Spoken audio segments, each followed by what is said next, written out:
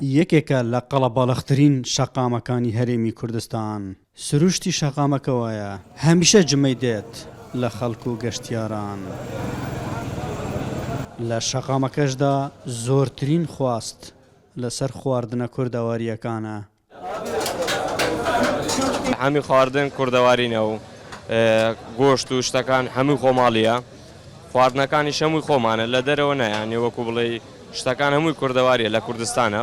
گۆشتی خۆماڵیمانەیە، برنجی کوردیمانەیە، قاورمەمانەیە، گۆشتی بەرە قەلیە، گۆشتی گۆلێک، ئەنێ شتانە ئیتر خەڵک لە دوای پاک و خاوێنی هەڕوە و گۆشت و شتەکانی هەمووی خۆمانەیە لە بەرندێ.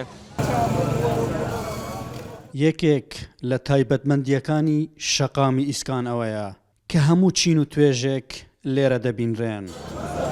شتێک کە زۆر دڵم پێی خۆش بکە فرێنەتەوەی و پێکەوە ژیانە لە شەقامی ئیسکان کە خەڵکی بێزگەلەوەی کە بۆ خواردنیان بۆ چای خواردنەوە دێ لێرە دەمەتەقەی بابەتەکان ئاڵوگۆڕی بیرروڕایەکان و پێکەوە ژیان لە شاری هەولێر و کوردستان بە تایبەتی خەڵک لێرە کۆ دەبێتەوە. بەشێکی زۆر لە کەسە دیار و ناسراوەکانی ئەم شارەش یادەوەری زۆریان لەگەڵ ئەم شەقامەدا هەیە. هەر کەسێک بێتە هەولێر دەبێت سەر لە ئیسکان بدا بۆ خواردنەوەی چایەک بێ، بۆ پیاسەیەک بێ. من شەقامی ئیسکان بە شەقامێکی فەڕەنسی دەسوپێنم، بە شەقامێکی ئەستەمبۆڵ دەشوپێنم، بە شەقامێکی لەندەن دەشوپێنم. یعنی ئەو تام و چێژەی لە ئیسکان هەیە، چونکە ئیسکان هەموو کەسە جوانەکان لێ کۆ دەکاتەوە، هەموو توێژەکان هونەرمەندێک و کاسبکارێک و مامۆستایەک و دکتۆرێک و هەموو توێژێک لە ئیسکان کۆ دەبنەوە.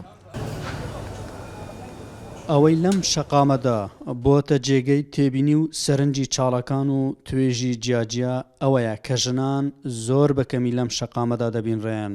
ئەمە لە کاتێکدایە کە شەقامەکە گشتیە و هەموو کەسێک دەتوانێت ڕووی تێ بکات.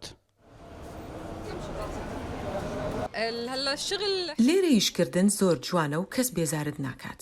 بۆیە من هیوادارم ژنێکی زۆر لێرە ببینم، بەڵام زۆر کەمن. ئەم شەقامە جوانە و ئیشکردنی شتێدا جوانە. جیاوازی ئەم شەقامە لەگەڵ شەقام و شوێنەکانی تر ئەوەیە کە ڕەنگ بێت هەموو جۆرە خواردن و خواردنەوەیەکی لێ هەبێت، بۆیە خەڵکی تا بەرەبەیان ڕوو لە شەقامەکە دەکەن و تێیدا دەمێننەوە. ئەحمەد زێباری دەنگی ئەمریکا، هەولێر.